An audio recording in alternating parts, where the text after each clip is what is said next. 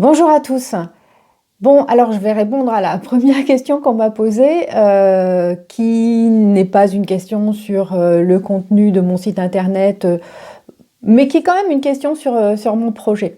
La première question qu'on m'a posée, alors je la lis, c'est bonjour Marie, alors du coup maintenant tu vas devenir youtubeuse et non, non, non, je ne vais pas devenir youtubeuse. Alors au début, il y a quelques années, je dirais, ce métier youtubeuse, je me disais que c'était pas un métier, quoi. Ils ont même apparemment un code ROM maintenant dans le répertoire des métiers qu'on utilise au Pôle emploi.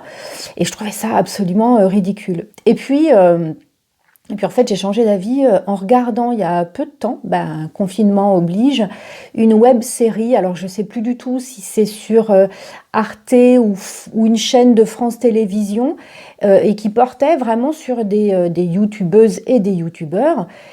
Et là, en fait, j'ai découvert tout un univers et c'était pas du tout ce que j'imaginais. Alors, je vous mettrai la référence des choses dans la barre d'infos parce que c'était vraiment très intéressant.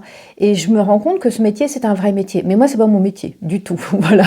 Moi, mon métier, c'est formatrice, c'est coach, hein, etc. Donc, il va changer ce métier parce qu'auparavant, j'étais formatrice on va dire, pour des salariés ou dans des entreprises ou en sous-traitance, en fait, pour d'autres organismes de formation qui, eux, je dis d'autres parce que moi, je suis organisme de formation à moi toute seule. Mais donc j'étais formatrice très souvent en sous-traitance et j'ai décidé de devenir formatrice et coach maintenant désormais uniquement pour des individus parce que le monde de la formation professionnelle change. Vous savez, la formation professionnelle, elle est financée par les OPCO, tous les organismes de financement en fait de la formation professionnelle. Et en fait, il y a eu quelques changements ces dernières années. Du coup, il a fallu passer au Datadoc. Hein, voilà, donc c'est une usine à gaz, hein, clairement, pour faire des statistiques pour on ne sait pas qui. Et là, ça va rechanger. Il y a un processus de certification qui va se mettre en place et qui va être rendu obligatoire à partir de 2021, je crois, destiné à tous les formateurs. Le problème, c'est que d'abord, ça coûte cher de se faire certifier, ce qui n'est a priori, si c'est pour une bonne chose, voilà, ça pourrait être bien, mais en fait, les critères de certification ne certifient pas du tout de la qualité des formations. Voilà, ça n'a rien à voir avec ça.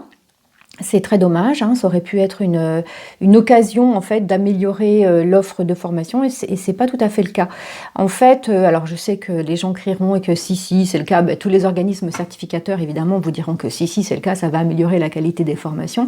Seulement, moi je crois pas que ce soit le cas. Par contre, ce qui va se passer, c'est on a une tentative, alors politique, hein, clairement, d'uniformisation et de standardisation de l'offre en fait de formation qui va bénéficier essentiellement aux organismes les plus gros. Donc les gens comme moi qui sont organismes de formation à eux tout seuls, les indépendants, on va devoir fermer nos portes ou se soumettre à des exigences qui sont inatteignable pour des structures comme les nôtres.